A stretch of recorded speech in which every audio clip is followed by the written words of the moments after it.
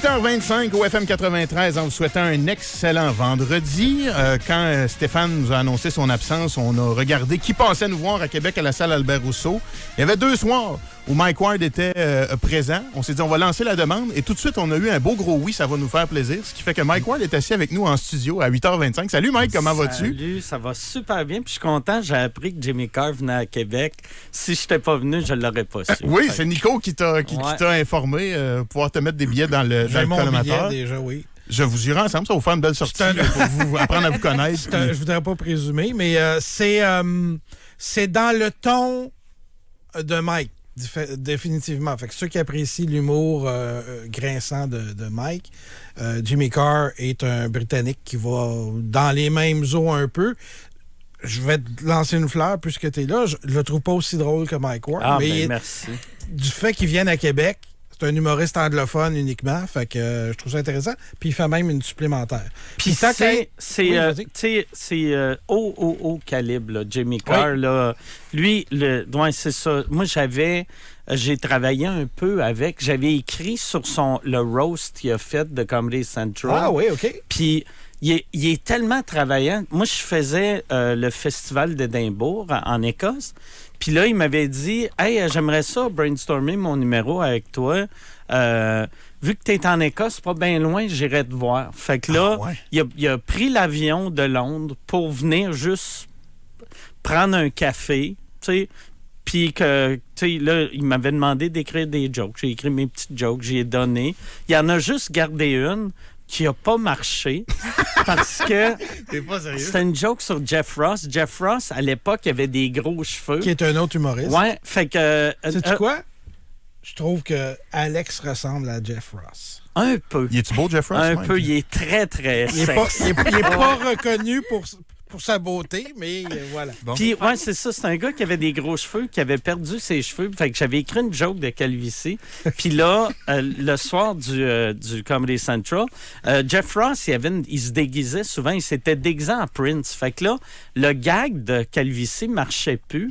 Puis Jimmy Carr l'a fait pareil. Je pense juste en se disant « Ah, Mike va être content que j'ai sa joke à TV. » Fait que moi, je trouvais Jimmy super fin, mais ça, c'était un mauvais move de sa part. Es-tu toi-même un peu fan? Arrives-tu à encore avoir pas idolâtrer des gens du milieu, mais... Ah oui, vraiment. T'es encore impressionné puis, quand t'as des rencontres comme ça. Je suis tout le temps surpris. Tu sais, comme, mettons, Yvon Deschamps, des fois, m'envoie des emails. Puis à chaque fois, je vais chercher ma blonde. Tu sais, je vais comme, hey, check. Tu sais, à Noël, Yvon puis Judy m'ont envoyé une carte de Noël. Puis avant même de lire la carte, je suis allé chercher ma blonde pour faire « Hey, regarde, c'est Yvon Deschamps qui m'écrit une lettre. » Moi, je suis émerveillé. Mike, tu étais hier soir et ce soir à la salle Albert Rousseau. Tu n'as pas l'habitude de mettre des gants blancs et de mentir. À chaque fois qu'on reçoit des humoristes ici, ils nous disent « On aime ça venir à Québec. Albert Rousseau, c'est toujours nos dates préférées dans notre tournée. » Ils nous disent-tu la vérité quand ils disent ça? C'était correct. Non. Non, c'est vraiment le fun. Qu'est-ce qui fait que c'est différent, Albert Rousseau, qu'au 10-30 ou, je sais pas, à Magog? Le monde, je sais pas si... Je pense que c'est le monde de Québec, là. Mais je sais pas si la salle, là, de la manière qu'elle est faite, mais moi ça faisait... Tu sais, avant de monter sur scène, il y a Pépé et sa guitare qui fait mes premières parties à soir puis hier. Puis j'étais backstage, j'écoutais Pépé, puis j'avais des frissons, puis c'était même pas moi qui étais sur scène, puis j'avais hâte. Puis tu sais, avant de monter sur scène, j'ai tout le temps hâte, j'aime mon métier, mais là, j'étais comme « Ah, c'est que ça va être le fun, ça va être vraiment le fun. » Puis ma première clap, les claps à Albert Rousseau, là, t'es sang. Il y avait eu un moment donné, dans mon dernier show, pas le show que j'ai en ce moment, j'avais une joke sur la Commission des droits de la personne que mon équipe l'avait chronométrée. La clap avait duré un peu plus qu'1 minute. Hey, wow! C'était le... Ou tu places pas un mot, là. Ouais, ça fait... Ah! Là, ça s'est calmé, puis après, ça avait reparti. Puis j'étais comme, ben voyons. Puis là, quand ils m'ont dit, ouais, ça a duré 1 minute 3 secondes, j'ai fait, Christy, c'est 1% du show. C'était juste une clap.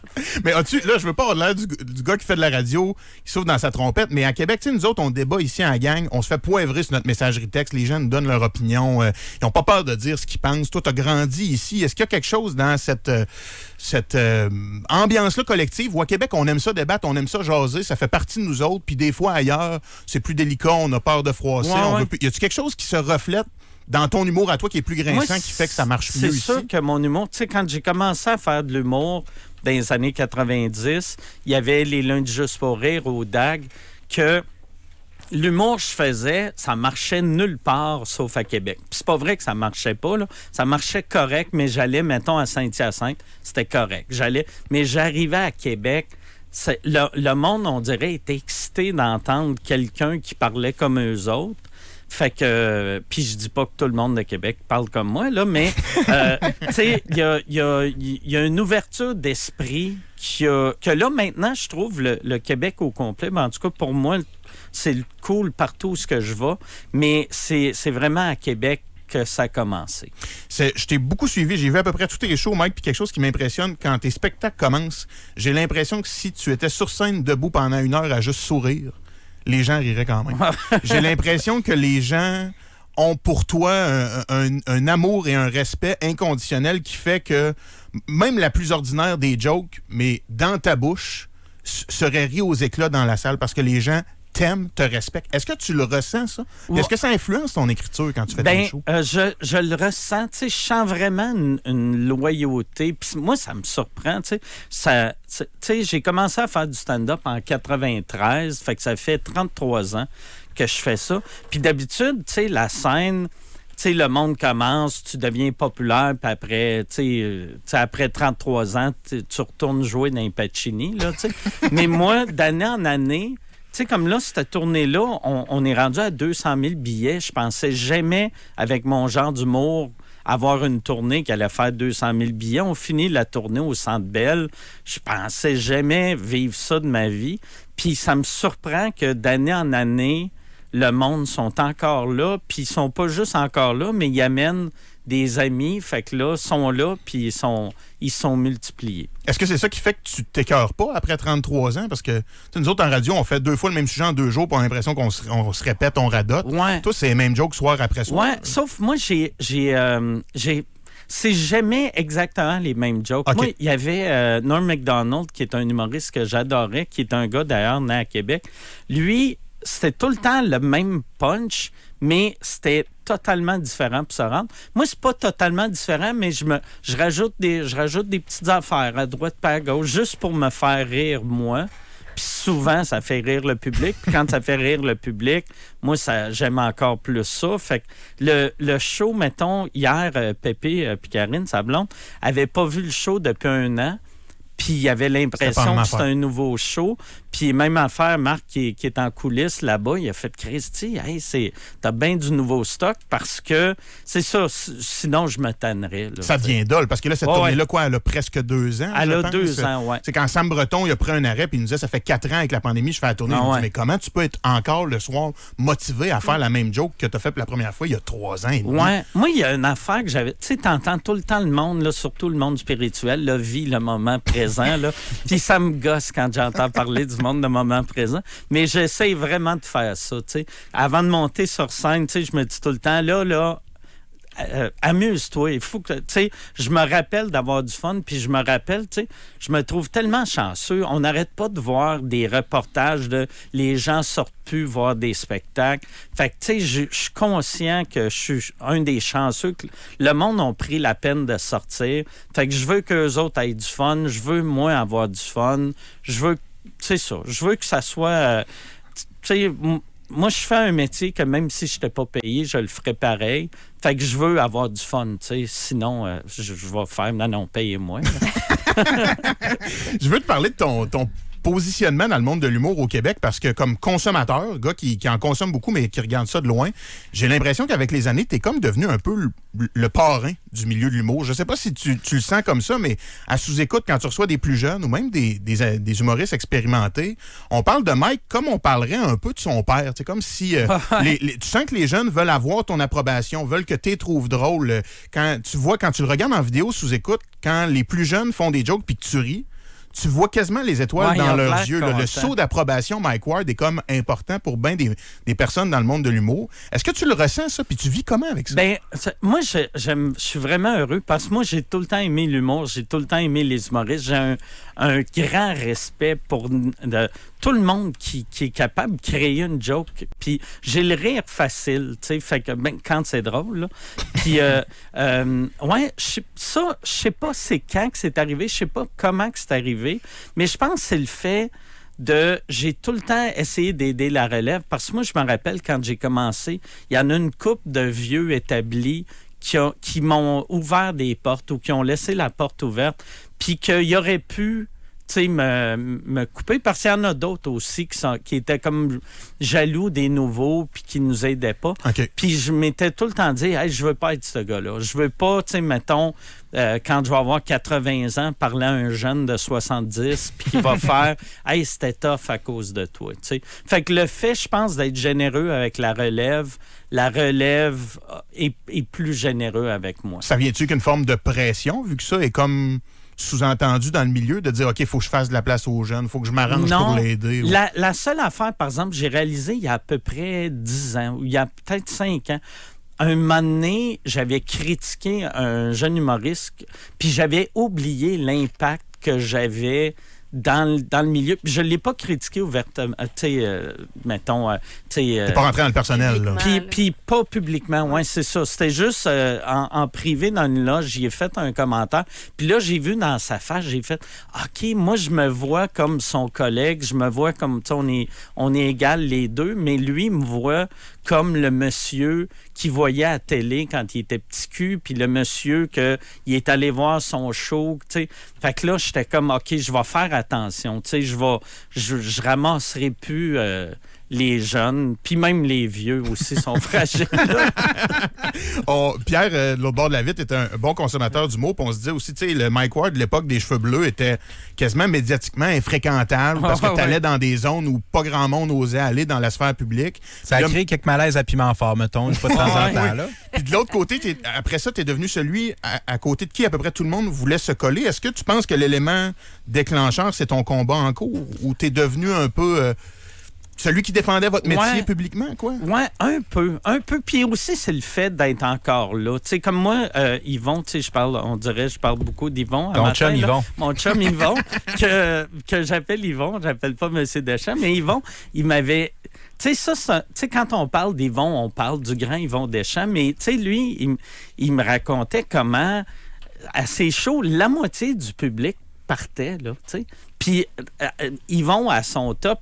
Fait que, tu sais, Yvon, il a vraiment beaucoup choqué, mais je pense, avec l'âge, le monde, tu sais, pas qu'il s'habitue, mais que les choses choquantes, tu sais, comme ce qui choquait d'Yvon, 10 ans plus tard, le monde a fait « Ah, OK, ouais, c'était pas choquant, c'était de la critique sociale, c'est le 2e degré. » Fait qu'on a vu ça dans Yvon. Je pense pas que c'est ça qu'on a vu avec moi, mais ce qu'on voit avec moi, peut-être, sont comme « Hey, regarde, il est encore là, il fait encore ça, il a tenu son bout. » Puis je pense que le monde respecte ça, quelqu'un qui tient son bout. Mais donc, on a peut-être un peu plus de recul sur le milieu de l'humour collectivement que ce qu'on en avait avant, selon ce que tu vois? Oui, sûrement. Okay. Oui. Puis, tu sais, même pour mon procès, ce qui est arrivé, c'est qu'à l'époque que c'était en train d'arriver, tout le monde parlait tout le temps de la joke.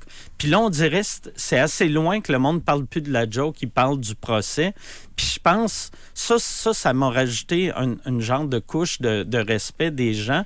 Tandis que quand on parlait de la joke, là, le monde était comme « Ouais, mais moi, je trouve pas ça drôle. » Puis j'étais comme « Mais on s'en fout, là. Tu trouves ça drôle, tu trouves pas ça drôle. » Je parlais en cours pour que le juge dise « Ah ouais, c'était drôle. Bel job. » tu sais. Est-ce que, jusqu'où ça t'a mené, cette histoire-là, qui t'a surpris? T'sais, j'ai vu que t'es passé au podcast de Joe Rogan, entre autres. C'est allé jusqu'où? Ben, C'est allé, l'affaire de Joe Rogan, c'est allé que Joe Biden m'a fait retirer de Spotify. Ça c'est un gros claim to fame. Là, Quand tu dis retirer de Spotify, c'est quoi? C'était Puis c'est pas Biden lui-même, là, mais c'est juste quand Rogan a signé son deal de 100 millions avec Spotify, la Maison-Blanche a demandé à Spotify de retirer quelques épisodes problématiques. Puis c'était tous des épisodes avec des gens de la droite. Pendant le COVID, je pense, c'est ça? C'était avant la COVID. Avant même, OK. Mais tu sais, c'est des shows de... Puis, fait que là, eux autres checkaient les noms des invités de Joe Rogan. Puis, pour une raison qui est vraiment bizarre, tu sais, la liberté d'expression, pendant un bout de temps, c'est devenu comme une valeur de droite. Fait que, tu sais, moi, il y a beaucoup d'Américains qui me voyaient comme un gars alt-right, là. L'extrême droite, parce que j'étais pour la liberté d'expression. Fait qu'eux autres, ils ont vu, OK, c'est un gars, il est allé en cours pour la liberté d'expression. OK, il est problématique, on va le mettre dans le camp de l'extrême droite. Passe-y 2 minutes, là. À être pour la liberté d'expression, c'est vu comme de l'extrême droite dans certains milieux. Oui, c'est quand même absurde, tu sais. Mais, tu sais, à l'époque, mettons, dans les années 60, liberté d'expression, c'est une valeur de la gauche. Après, c'est devenu une valeur de la droite. Puis là, je pense que c'est devenu la valeur de personne. Si je me fie à ce qui se passe. C'est très bon. Tu parles du deal de 100 millions avec Spotify. Tu as déjà parlé par le passé par rapport à sous-écoute des offres que tu avais eues pour acheter le podcast. J'ai l'impression que les grandes plateformes se tournent un peu plus vers le Québec, particulièrement l'humour. Prime semble mettre le pied sur le gaz. Un projet que Martin Matt, LOL, l'émission que Stéphane Rousseau anime. Est-ce que tu reçois encore des offres, par exemple, de ces entreprises? J'ai reçu une offre hier d'un des diffuseurs, mais c'est pas un des gros. Okay. C'est encore un Canadien. Fait que c'est encore une offre le fun. Mais là, c'est pas du Netflix money, Spotify money. Mais tu sais, comme là, je m'en vais faire. Il y a un festival d'humour à LA de Netflix. OK. Puis ils m'ont demandé de le faire, fait que je m'en vais le faire. Et ma bio, je veux pas vendre sous-écoute, mais je veux un offre pour sous-écoute. Okay. Fait que ma bio, ça commence avec Mike Ward a le record Guinness du podcast live le plus populaire au monde. Parce que je veux que la gang de Netflix fasse comme, hey, on va y faire une petite offre, puis eux autres, une petite offre pour eux autres, c'est 60 millions. Là, mais t'as veux pour rire ou t'as veux parce que tu la considérais? Non, j'avoue juste pour... pouvoir après dire à mes chums, asti, j'ai dit non à 22 millions. Puis je suis pas sûr que je serais capable. Tu sais, mettons, tu sais, il y a des gros montants que je me suis fait offrir que j'ai dit non. Mais mettons, il arriverait avec 60 millions. Je suis pas mal sûr, je ferais comme, hey, regarde, j'ai 52 ans, 60 millions US, c'est une belle petite retraite. Là. Mais pourquoi tu dis non? Parce que tu veux garder ton produit comme tu l'as créé? Je suis un gars de liberté. Okay. Tu sais, je veux tu sais, puis on s'entend. Il me laisserait quand même une certaine liberté, mais moi, aussitôt que quelqu'un me dirait, ça, tu devrais se faire ça plus de même, je sais que ça va me fâcher. Tu veux que le monde se mêle de leurs affaires, tu veux faire tes affaires comme toi, tu le puis en plus, moi, je suis tellement chanceux, sous-écoute. C'est moins payant que le monde pense que c'est, mais c'est assez payant que j'ai pas besoin de rien faire d'autre. Fait que j'aime mieux faire mes affaires, faire pas mal d'argent, puis que c'est moi le boss, tu sais. Comme s'il y a un épisode que je trouve pas bon, tu sais, c'est déjà arrivé une couple de fois. Tu sais, on a beaucoup parlé de l'épisode de la poche bleue que j'avais retiré. Mais il y a d'autres épisodes qu'on avait fait qu'à la fin de l'épisode, j'étais comme, hey, c'était pas bon, ça. L'invité, il a de l'air d'un épais. On l'enlève, puis on l'a pas mis. Puis ça, si j'avais un boss, je pense pas que, mettons, tu sais, Crave qui me donnerait 10 millions accepterait que je fasse, ça, les 4 derniers épisodes, on va criser ça au vidange. Oui, t'en ferais plus. Oui, c'est ça, dans l'autre sens. Mais là, les plateformes de diffusion canadiennes, il y a pas mal Crave que tu viens de nommer, puis celle de Guillaume le Métivier. Tu veux-tu nous dire c'est laquelle qui n'a pas fait une offre? Le pire, on a eu une offre des deux. T'es pas sérieux? Oui.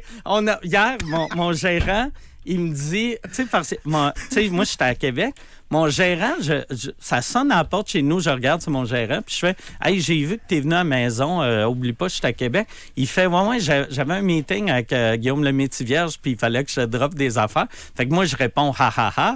Puis il fait, non, je suis sérieux. Puis c'est ça, Guillaume avait appelé Michel pour sa plateforme. Puis qui t'a offert le plus, Crave ou C'est Crave Guillaume qui a le offert Métivierge? plus, OK, ouais. c'est Crave. Ouais. T'as considères-tu ou pas pantoute, l'offre de Crave? L'offre de Crave, ben, eux autres, par exemple, c'est juste l'affaire qu'ils ont offert, c'est juste de rajouter sous-écoute sur... là, ils Sur vont leur avoir plateforme. la plateforme podcast. Puis, c'est un pas pire montant. C'est pas du life-changing money. Là, tu sais, c'est pas genre, il offre 10 millions, mais c'est un montant que j'ai fait. Et Christy, OK. Puis, eux autres, ils veulent l'épisode que je mets sur YouTube gratuit, là. Puis, Fait que tu pourrais le laisser sur Spotify, sur YouTube, mais je il le serait laisse sur Crave. partout, puis je le donnerai sur Crave. La seule raison pourquoi qu'on risque de ne pas le faire, c'est que moi, UDA essaie de rentrer dans sous-écoute. Et là, vu que Crave, c'est une plateforme subventionnée, j'ai peur que UDA s'en serve Qu'est-ce que pour... tu veux dire? Il essaie de rentrer dans sous-écoute, l'UDA? Il n'arrête pas de nous faire des menaces il faut être UDA, il faut être UDA. Ils ont envoyé Donc, que tu payes le cachet UDA à tes invités, par Oui, exemple? mais tu sais, moi, je paye plus cher que le cachet UDA. Tu sais, comme, mettons, le sous-écoute qu'on fait au Centre Bell, je donne 2005 par invité. Puis si c'était UDA, il fallait que je donne, je pense, c'est 800 ou 900. Mais c'est juste, nous, on veut pas parce que c'est toute la paperasse qui vient avec. Tu sais, il faudrait que j'engage une personne à temps plein juste pour les contrats. Puis ça me tente pas. Puis eux utilisent quel argument? Si les gens qui passent te voir sont bien payés, sont heureux, quel argument eux autres utilisent? Eux autres, ils disent tout le temps, nous, on est là pour protéger les artistes. Tu veux pas protéger les artistes, tu veux pas un filet pour protéger les artistes. Puis là, je suis comme, ben, honnêtement, tu sais, moi, je veux que les artistes travaillent. Puis s'ils travaillent, je pense, UDA, tu sais, on n'a pas besoin d'UDA. C'est surtout que les artistes qui vont à ton show, à Mike Ward, tu écoutes, ben, ils savent à quoi ils s'exposent, on va le dire. Tu sais, ils sont au courant. Et ils en là. profitent très certainement. C'est ça. Oui, puis ben, en plus, tu sais, comme moi, un matin, je suis pas payé pour être ici, mais ma paye, c'est que le monde m'entende. Fait que vos auditeurs, mais il y en a qui m'aimaient pas, qui vont peut-être faire « Ah, Christy, je l'aille pas, je vais acheter un billet. » Fait qu'aussitôt que tu fais de la radio, des podcasts, c'est la paye, c'est avoir accès au public. Moi, c'est de même, j'ai tout le temps vu ça. Qu'est-ce qui fait que tu décides de faire une joke sur quelque chose? Est-ce que tu suis l'actualité puis il y a quelque chose qui te ressort puis là, tu te dis « Ah, je pourrais faire une joke là-dessus » ou c'est la joke qui vient en premier puis tu dis « Ah! » Non, moi, c'est vraiment le sujet. C'est vraiment le sujet. Puis souvent, moi je suis encore de cette école-là.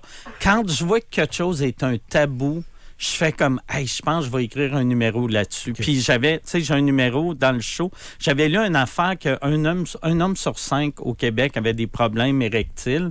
Puis j'étais comme, Christy, il me semble c'est gros, un homme sur 5. Puis t'en entends jamais parler.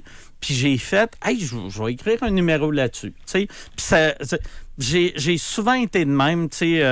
J'avais écrit dans mon premier show un numéro sur la mort. Parce que je me disais, il me semble, la mort, c'est dur parler de la mort de quelqu'un de proche de toi.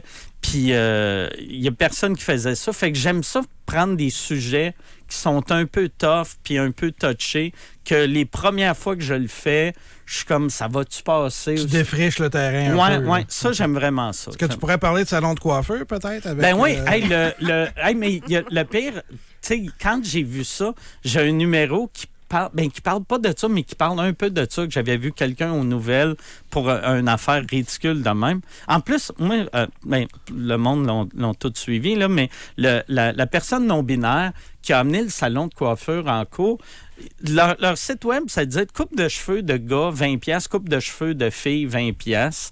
C'est quoi le problème, là? C'est 20$. On s'en crisse que tu as eu le prix de gars ou le prix de fille, ou le prix non-binaire, c'est tout 20$. Puis, ce que j'ai pas aimé... Ça va être 60. Là. J'ai pas aimé des médias. Ils ont fait un tribunal, mais c'est pas un tribunal, c'est le tribunal des droits de la personne. Et le tribunal des droits de la personne, c'est pas un vrai tribunal. C'est la commission des droits de la personne qui t'amène en cours devant le tribunal des droits de la personne. Fait que c'est le même monde qui te juge. C'est le monde qui, moi, m'avait jugé la première ronde. Fait que je comprends pas pourquoi ça existe encore. Tu sais, sais, moi, ça c'est une affaire, je ferais être la CAQ, là, les 3 semaines qui leur restent, là, je ferais, la Commission des droits de la personne, là, vous avez eu une belle run, là, vous étiez important dans les années 80, mais là, je pense on est correct. Puis surtout avec les médias, les réseaux sociaux, mettons, tu traites quelqu'un mal à cause de leur sexe, à cause de leur couleur, à cause de... Peu importe, tu vas te faire humilier sur les réseaux sociaux, puis après, le public va te boycotter. Fait qu'on n'a plus besoin d'un petit monsieur dans son bureau qui te juge. Règle générale, est-ce que la couverture médiatique au Québec des nouvelles te décourage? Parce que je pense que tu dis ouvertement que tu vas pas bien ces plateaux de télé, puis tu as tes affaires, ça va bien. La couverture journalistique, c'est une chose, les plateaux de télé, c'en est une autre, j'en conviens, mais est-ce que, là, tu dis que tu n'as pas aimé la façon que ce dossier-là a été traité? Règle générale, est-ce que ça te décourage? Comment au Québec, on analyse nos histoires? Ben, moi, je pense que c'est partout pareil. Okay. Comme souvent, le monde font, aux États-Unis, mais aux États-Unis, c'est pire qu'ici en ce moment, là, moi, je trouve, là, ou peut-être pas pire, là, mais c'est comparable. Je pense que la planète, on est à une place bizarre en ce moment, puis c'est ça. Mike, je te souhaite un excellent show ce soir. Merci de ta générosité. Je ne sais pas combien de temps on t'avait dit, mais on t'a très certainement menti. Yes. Je m'en excuse, c'est tout de ma faute. Non. Ce soir, donc, pour Albert Rousseau, c'est complet. On souhaite un bon show à ceux qui viennent te voir. Il me reste 3 dates à Québec. Il y en a une qui est complète, mais le 19 mai, il reste des billets l'après-midi. Puis je pense le 21 avril, il reste des billets. Puis sinon, il y a une compagnie qui a un forfait autobus pour aller au Centre Bell. Fait qu'aller sur mes réseaux sociaux. Parce que ta tournée se finit au Centre Bell fin mai. Oui, ça finit 29-30 mai au Centre Bell. Puis ça, quand j'ai vu ça, une compagnie de voyage, le forfait Mike Ward, il y avait le forfait New York, forfait Washington, puis le forfait Mike Ward, j'ai fait, c'est une destination. Il passe-tu en autobus devant chez vous à Longueuil avant d'aller au Centre Bell? Même, je leur ai dit, tu sais, parce que l'hôtel, il faisait coucher à un hôtel loin du Centre Bell. J'ai fait, il fait l'heure dormir dans le vieux Longueuil à côté de chez nous. C'est pas loin du Centre Bell, c'est pas cher. Ça va être parfait. C'était cœur. Mike, merci d'être passé. C'est vraiment apprécié. Mike Ward, il est à la salle Albert Rousseau ce soir, 8h51.